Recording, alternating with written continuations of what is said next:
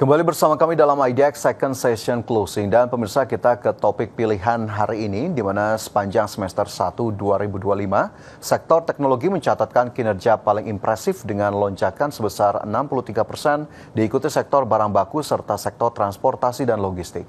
Adapun untuk semester kedua, analis pasar modal memperkirakan rotasi berpotensi terjadi menuju sektor-sektor yang masih tertinggal seperti consumer staples, perbankan, dan barang baku.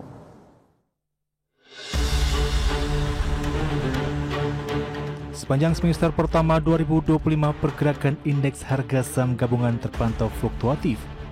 Indeks sempat mencapai level 7.257 pada akhir Januari, namun kemudian terkoreksi hingga berada di posisi 6.927 pada penutupan perdagangan 30 Juni.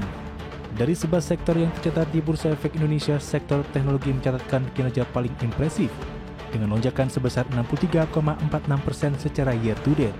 Di posisi berikutnya, sektor basic materials tumbuh 18,26%, disusul sektor transportasi dan logistik yang menguat 11,95%.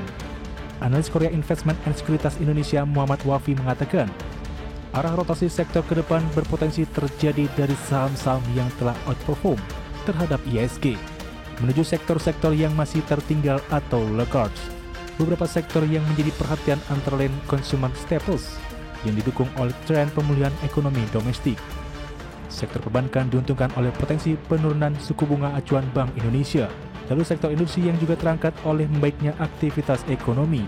Kemudian sektor basic materials yang bisa terdorong bila kondisi global dan pasar komoditas lebih kondusif. Investor pun disarankan agar fokus pada emiten dengan valuasi yang masih menarik atau undervalue, bersikap selektif terutama di sektor-sektor laggards. Sementara itu, Equity Research Kiwam Sekuritas Indonesia Abdul Aziz Setio Wibowo menyebutkan, sejumlah saham blue chip mengalami tekanan pada semester pertama. Beberapa saham big cap seperti BBCA, BMRI, Adaro justru menjadi pemberat karena tekanan jual asing. Ditambah sentimen penguatan dolar Amerika Serikat serta kekhawatiran atas pelambatan kredit dan kinerja sektor komoditas tertentu. Namun untuk semester kedua, ia melihat prospek yang sedikit lebih cerah, yang didukung oleh stimulus fiskal, ekspektasi pemangkasan suku bunga, dan dividen interim dari beberapa emiten berpotensi jadi katalis positif. Di saat yang sama, tekanan masih dapat dirasakan pada saham-saham Bank Jumbo jika kondisi global masih terdapat ketidakpastian. Berbagai sumber, IDX Juno.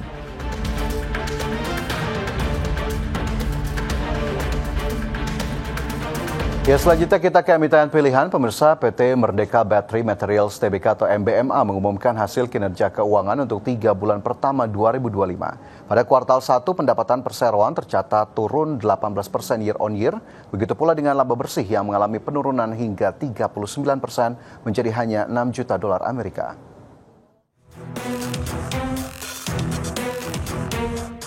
PT Merdeka Battery Materials Tbk atau emiten dengan kode saham MBMA mengumumkan hasil kinerja keuangan untuk 3 bulan pertama 2025.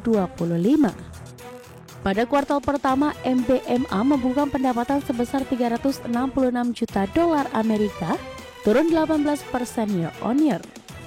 Adapun dari sisi bottom line, laba bersih perusahaan juga tercatat turun 39% year on year menjadi hanya 6 juta dolar Amerika. Sementara itu dari sisi EBITDA tercatat meningkat 17% menjadi 31 juta dolar, mencerminkan efisiensi biaya dan kekuatan operasional di tengah penurunan pendapatan. Presiden Direktur PT Merdeka Battery Materials Tbk Teddy Utomo menyoroti kinerja perusahaan pada kuartal 1 2025 yang didorong oleh peningkatan produksi dari tambang nikel SCM. Tambang SCM sendiri memproduksi 1,8 juta metrik ton basa limonit, naik 54% year on year, dan 1,3 juta WMT subfluorid atau tumbuh 190% secara tahunan. Meskipun curah hujan musiman mengurangi produksi nikel dibandingkan kuartal sebelumnya, produksi melampaui kinerja tahun sebelumnya secara signifikan sehingga mendukung momentum pertumbuhan berkelanjutan. Manajemen MBMA menambahkan bahwa perseroan tetap fokus pada efisiensi operasional dan pengelolaan biaya yang disiplin untuk mendorong pertumbuhan berkelanjutan. Berbagai sumber, IDX Channel.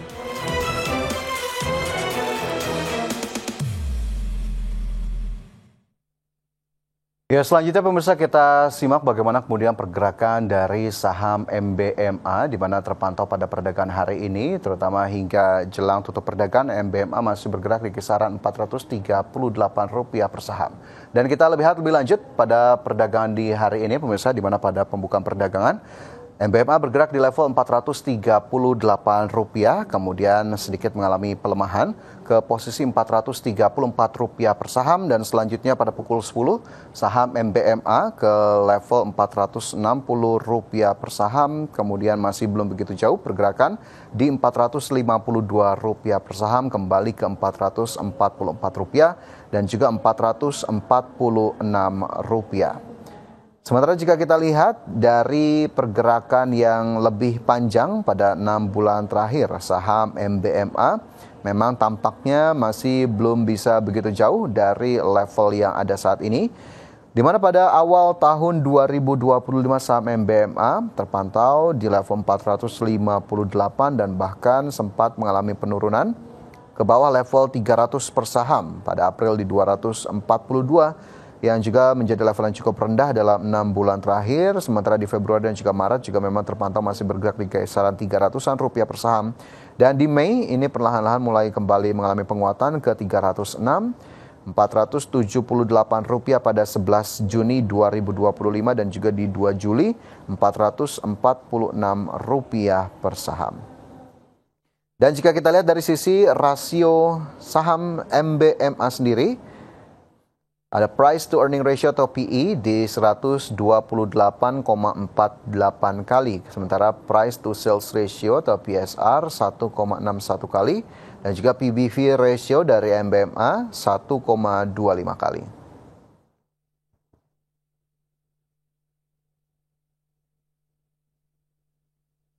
Dan pemirsa, pastikan Anda masih bersama kami dalam IDX Second Session Closing karena ulasan terkait dengan indeks harga saham gabungan dan juga sejumlah saham akan kami hadirkan usai jeda. Tetaplah bersama kami.